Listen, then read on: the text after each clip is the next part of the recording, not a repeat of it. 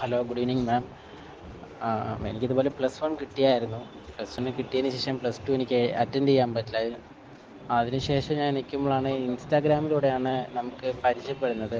അന്നേരം മാമിനോട് സംസാരിച്ചിട്ട് ഇങ്ങനെ എക്സാം എപ്പോഴാണ് എഴുതേണ്ടത്, ഓൺലൈനിൽ കൂടെ എഴുതാവോ അല്ലെങ്കിൽ ഓഫ്ലൈൻ ആണോ എന്നുള്ള ഡീറ്റെയിൽസും കാര്യങ്ങളും നമ്മൾ നോട്ട് ചെയ്തിട്ട് മാമിനോട് പറഞ്ഞു ഓൺലൈനായിട്ട് എക്സാം ആണ്, വർക്കും കാര്യങ്ങളുണ്ട്, ഓൺലൈനായിട്ട് എക്സാം എഴുതാമെന്ന് പറഞ്ഞു.